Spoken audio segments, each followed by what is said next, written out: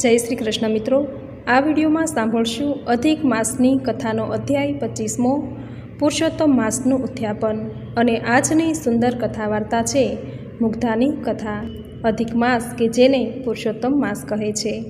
આ મહિનામાં નિત્ય ભગવાનની કથા અને એક અધ્યાય સાંભળવાનો મહિમા છે તથા ભગવાન પુરુષોત્તમ રાયની પૂજા પાઠ કરી દાન પુણ્ય કરી પવિત્ર નદી કે જળાશયમાં સ્નાન કરવાથી અક્ષય પુણ્યની પ્રાપ્તિ થાય છે। જે મનુષ્ય વ્રત પૂજા કે ઉપવાસ કરી શકવાની સમર્થ નથી તો તેમણે નિત્ય એક અધ્યાય અને પુરુષોત્તમ માસનું મહાત્મ્ય દર્શાવતી કથા જરૂર સાંભળવી જોઈએ, જે સાંભળવા માત્રથી જ વ્રત કર્યા જેટલું જ પુણ્યફળ પ્રાપ્ત થાય છે। કારણ કે અધિક માસની ભગવાન પુરુષોત્તમ રાયે કૃપા કરીને તેનું નામ આપ્યું અને તેના પર કૃપા કરી તેનું કલ્યાણ કર્યું। જો આપણે પણ પ્રભુની ભક્તિ કરીએ, નિત્ય કથા અને અધ્યાય સાંભળીએ તો પ્રભુ પુરુષોત્તમ રાય પણ આપણી ઉપર કૃપા કરે છે, આપણી મનોકામના પૂર્ણ કરે છે, તેમાં કોઈ શંકા નથી। તો મિત્રો, આજે અધિક માસના 24મા દિવસે આ વિડીયોમાં આપણે સાંભળશું અધિક માસની કથાનો અધ્યાય 25મો પુરુષોત્તમ માસનું ઉત્થાપન અને આજની કથા વાર્તા મુગ્ધાની કથા। જો આપને કથા પસંદ આવે તો વિડીયોને લાઇક શેર કોમેન્ટ કરી, ચેનલ પર નવા છો તો ચેનલ સબસ્ક્રાઈબ કરી બાજુમાં બેલ આઇકન પ્રેસ કરી દેજો। ધન્યવાદ। તો મિત્રો, સૌ પહેલાં સાંભળશું અધિક માસની કથાનો અધ્યાય 25મો પુરુષોત્તમ માસનું ઉત્થાપન। બોલો ભગવાન પુરુષોત્તમ રાયની જય। દ્રઢધનવા રાજાએ કહ્યું, હે બ્રહ્મદેવ, હવે મને પુરુષોત્તમ વ્રતના ઉત્થાપનની વિધિ કરો। વાલ્મીકી કહે, ભાવિકે વ્રત કરનારે પવિત્ર પુરુષોત્તમ માસના કૃષ્ણ પક્ષમાં 8મ કે 14ના દિવસે વ્રતનું ઉત્થાપન કરવું। સવારના બધા જ કર્મો ક્રિયાઓ પતાવ્યા બાદ સુપાત્ર બ્રાહ્મણને સજોડે નિમંત્રણ આપવું। પોતાની શક્તિ હોય તો 5, 7 કે તેથી વધુ બ્રાહ્મણોને બોલાવી શકાય। મધ્યાહન સમયે ઘરમાં જુદી જુદી જાતના 5 ધાન્ય લાવીને ભૂમિ પર મંડળોની ઉપર 4 દિશામાં શ્રીફળવાળા વસ્ત્રના આવરણ સહિત નાગરવેલના પાનથી યુક્ત સોના, રૂપા કે ત્રાંબાના માટીના છિદ્ર વિનાના કળશ પધરાવવા। 4 કળશો ઉપર જુદી જુદી સ્થાપના કરવી। વાસુદેવ, બલભદ્ર, પ્રદ્યુમન અને અનિરુદ્ધ એ 4 મૂર્તિઓને 4 દિશાએ સ્થાપના કરવી। તેનું પૂજન 4 બ્રાહ્મણો પાસે કરાવવું। તે બ્રાહ્મણોને મિષ્ઠાન જમાડી દક્ષિણા આપી પ્રસન્ન ચિત્તે વિદાય કરવા। વ્રતધારીએ પોતાના દેહની શુદ્ધિ અર્થે પ્રાયશ્ચિત કરવું અને 4 દિશામાં 4 દીપ મૂકી પોતાની પત્ની સાથે ભગવાન પુરુષોત્તમનું પૂજન કરવું। ત્યારબાદ ફળોથી અધર્ય દેવું। અધર્ય દેતી વખતે બોલવું કે હે પ્રભુ, તમને અમારા વંદન છે। મેં આપેલા અધર્યને આપ રાધિકા સહિત ગ્રહણ કરો। હે મુરલીધારી, 2 ભુજાવાળા પીળા પિતાંબરધારી રાધાજી સહિત પુરુષોત્તમ ભગવાન, આપને ભાવથી વંદન કરું છું। આમ ભગવાનને નમન કરી તલનો હોમ કરાવો ને અંતમાં મંત્રોથી તર્પણ અને માર્જન કરી રાધા પુરુષોત્તમની આરતી ઉતારવી। થાળ ધરાવો તે પછી શ્રી કૃષ્ણ ભગવાનનું રાધા સહિત ધ્યાન ધરવું। ભગવાનને નમન કર્યા પછી પૂજાપાઠ કરનાર બ્રાહ્મણને સુવર્ણ પાત્ર દાનમાં આપવું। જે બ્રાહ્મણોને આ શુભ પ્રસંગે આંગણે નિમંત્ર્યા હોય તેઓને વાછરડા સાથેની ગાય દાનમાં અપાય તો સૌથી ઉત્તમ। તેલ અને ઘીના પાત્રો દાનમાં અપાય, વસ્ત્રો અપાય, શંકર પાર્વતીની મૂર્તિ પણ દાનમાં અપાય તો ખૂબ જ ઉત્તમ છે।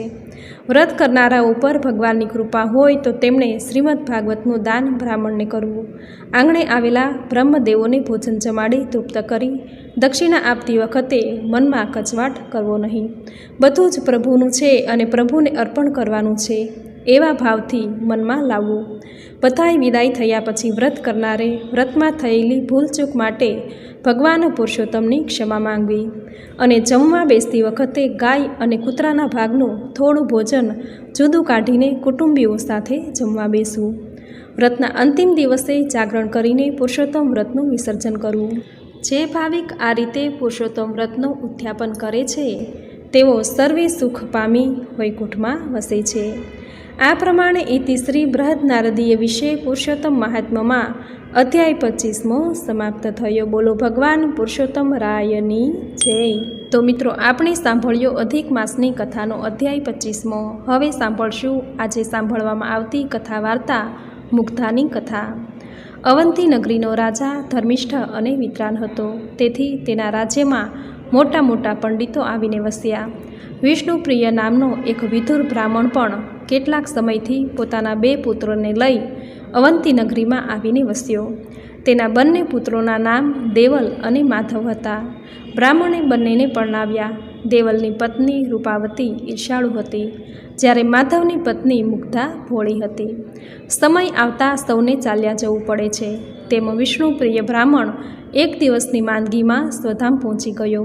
હવે તો દેવલ અને માધવના માથે ઘરનો બોજો આવી પડ્યો, તેથી ચિંતામાં પડી ગયા. બહુ વિચારીને અંતે દેવલ અને માધવે કમાણી કરવા માટે પરદેશ જવાનો નિર્ણય કર્યો. તેમણે ભાથું તૈયાર કરાવ્યું, થોડા કપડાં અને ઉપયોગી વસ્તુઓ 2 પોટલામાં બાંધી દીધા. બીજા દિવસે સવારે શુભ ચોઘડિયું જોઈને બંને ભાઈઓ જવા માટે શુકનની રાહ જોતા ઘરના આંગણામાં ઊભા રહ્યા. તેવામાં સામેથી એક પનિહારી માથે પાણીની ગાગર ભરીને આવતી દેખાઈ, એટલે તેના શુકન લઈ બંને ભાઈઓ નીકળી પડ્યા. 4 દિવસની સતત મજલ બાદ બંનેને એક મોટા નગરમાં આવી પહોંચ્યા. બંને શાસ્ત્રો ભણેલા હતા, એટલે નગરમાં નગરશેઠને ત્યાં પૂજાપાઠ કરવાની કામગીરી તેમને મળી ગઈ. બંને નગરશેઠની હવેલીમાં જ રહ્યા. આ બાજુ માધવના મોટા ભાઈ દેવલની અદેખી પત્ની રૂપવતીએ ભલી મુગ્ધાને ખોટા બહાના કાઢીને હેરાન કરવા માંડી. તો પણ મુગ્ધા તેનો ક્રોધ સહન કરી લેતી, પરંતુ જ્યારે જેઠાણીએ ખૂબ જ ગાળો પાડવા માંડી અને એને મારપીટ કરવા માંડી, ત્યારે તે ભગવાનને ભરોસે ઘરમાંથી કશું પણ લીધા વગર બહાર નીકળી થોડે દૂર આવેલા એક ખાલી કોટડીમાં જઈને રહી અને ત્યાં જ વસવાટ કર્યો. ત્યાં રહેતા બધા ભલી મુગ્ધાને મદદ કરવા લાગ્યા. ભલી મુગ્ધા દરેકનું કામ કરી આપતી, તેથી તેનો નિર્વાહ ચાલવા માંડ્યો. તેની જેઠાણી કોઈવાર તેની ખબર પૂછવા ન આવતી, પરંતુ મુગ્ધા અવારનવાર જેઠાણી પાસે જતી અને તેનું કામ કરી આવતી. લોકો રૂપવતીને ધિક્કારતા હતા, તેથી તેણે પોતાની આમ છુપાવવા માટે ધર્મિષ્ઠ હોવાનો ડોળ કરવા માંડ્યો. આમ ને આમ અધિક માસ આવ્યો અને નગરમાં પુરુષોત્તમ ભગવાનની આરાધના થવા માંડી. નદી કાંઠો ભાવિક નર નારીઓ અને ભિક્ષુકો બ્રાહ્મણોથી ઉભરાવા માંડ્યો. મુગ્ધા એટલી બધી ભોળી હતી કે આ વ્રતની અને પુરુષોત્તમ ભગવાનના મહિમાની તેને જરા પણ ખબર ન હતી. જ્યારે તેની જેઠાણીને હાથમાં પૂજનનો થાળ લઈ નદીએ નાહવા જતી જોઈ, ત્યારે જ તેને ખ્યાલ આવ્યો કે તે કોઈ વ્રત કરે છે. તેને તે વ્રત કરવાની ઈચ્છા થઈ, એટલે જેઠાણી પાસે જઈ વ્રત શેનું છે, તેની વિધિ શું છે તે બધું પૂછ્યું. તો તેની અદેખી જેઠાણીએ કશું જ ન કહ્યું અને છણકા ચકોટા કરીને કાઢી મૂકી. બિચારી મુગ્ધાની આંખમાંથી તો આંસુ સરી પડ્યા. તે નિરાશ થઈને નદી તરફ કોઈ બ્રાહ્મણને વ્રત અંગે પૂછવા જતી. તેવામાં રસ્તામાં જ તેની જેઠાણીની સહેલી મંછા તેને મળી ગઈ. આ મંછા તો તેની જેઠાણી કરતાંય ખરાબ હતી, કોઈનું સારું જોઈ શકતી ન હતી અને જેનું તેનું બગાડવામાં તેને ખૂબ જ આનંદ આવતો. મુગ્ધા મંછાના ખરાબ સ્વભાવને જાણતી ન હતી, તેથી તેને વ્રત માટે પૂછ્યું. તો દુષ્ટ મંછાએ તેને ખોટું કહ્યું કે મુગ્ધા, લોકો આ મળ માસમાં જે વ્રત કરે છે ને તે સાવ ખોટી રીત છે. બીજી ગુપ્ત રીત છે, તેને કોઈ જાણતું નથી.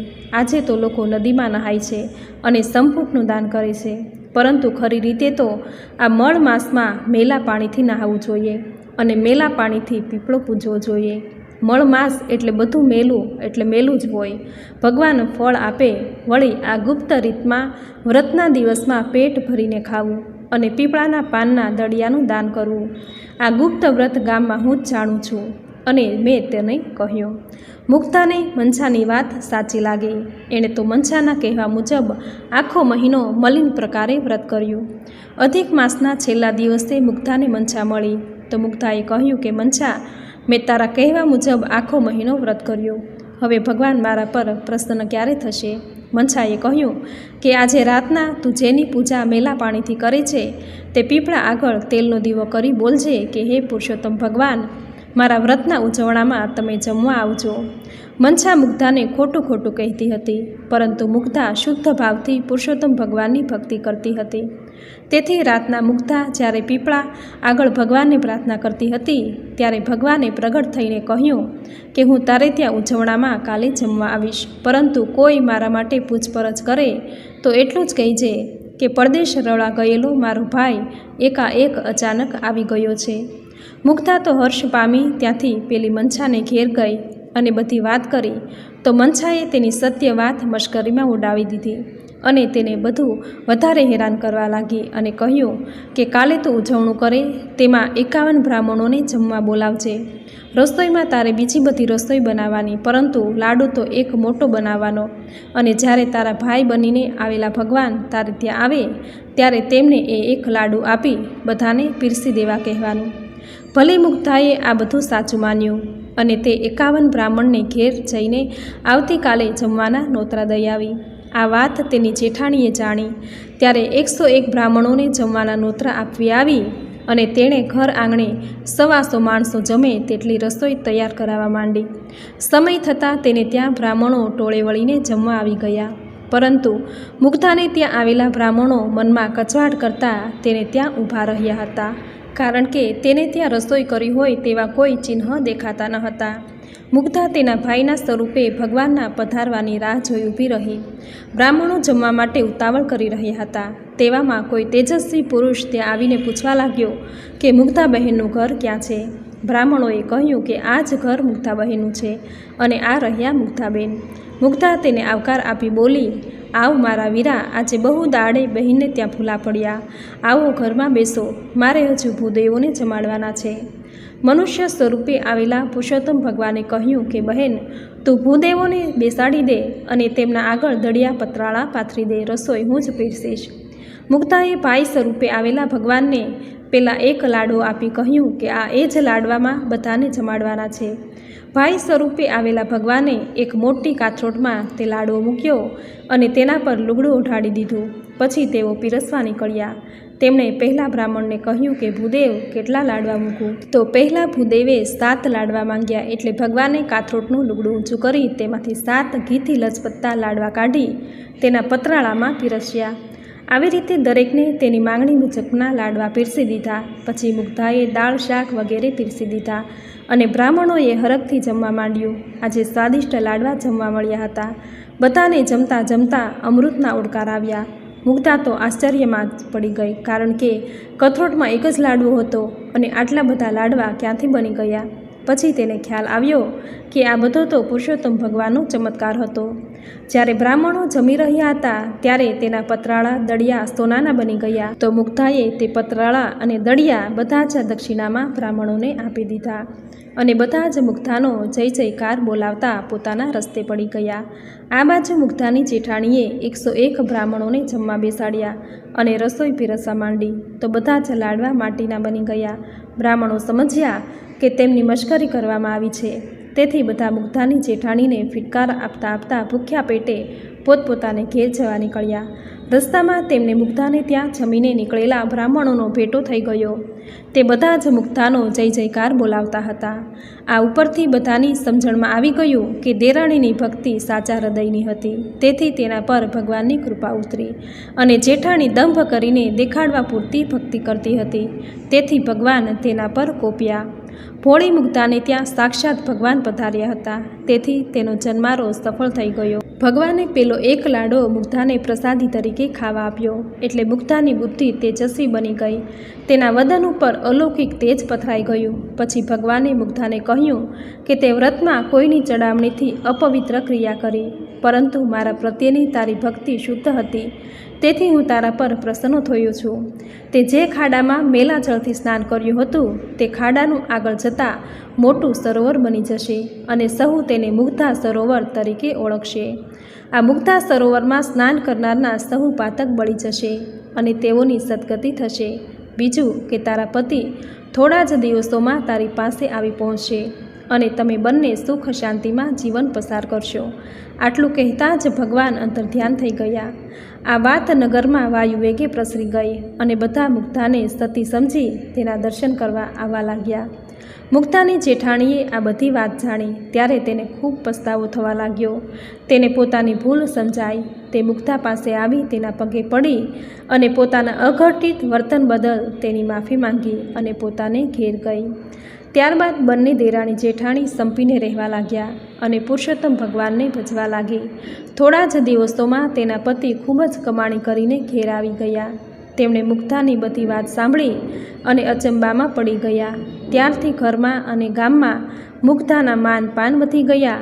ગામમાં ત્યારથી ઠેક ઠેકાણે પુરુષોત્તમ ભગવાનની આરાધના થવા માંડી અને ભાવિકોને પુરુષોત્તમ ભગવાનનો સાક્ષાત્કાર થવા માંડ્યો. આથી જ કહેવાય છે કે અધિક માસમાં પુરુષોત્તમ માસમાં જે પુરુષોત્તમ ભગવાનને ગમે તે પ્રકારે ભજે છે તેને પુરુષોત્તમ ભગવાન જરૂર ફળ આપે છે, તેનું કલ્યાણ કરે છે. તો મિત્રો, આપણે સાંભળી અધિક માસની કથાનો અધ્યાય 25મો અને આજની સુંદર કથા વાર્તા મુગ્ધાની કથા, જે તમે પૂરી શ્રદ્ધાથી સાંભળી, જે સાંભળવી તમને જરૂર ગમી હશે. તો વિડીયોને લાઇક કરી કોમેન્ટમાં જય શ્રી હરિવિષ્ણુ, જય પુરુષોત્તમ ભગવાન જરૂર લખજો. ચેનલ પર નવા છો તો ચેનલ સબસ્ક્રાઈબ કરી બાજુમાં બેલ આઇકન પ્રેસ કરી દેજો, જેથી આપણા આવતા દરેક નવા વિડીયોની નોટિફિકેશન તમને મળતી રહે. તો ફરી મળીશું આવી જ નવી ધાર્મિક માહિતી, નવી ધાર્મિક કથા.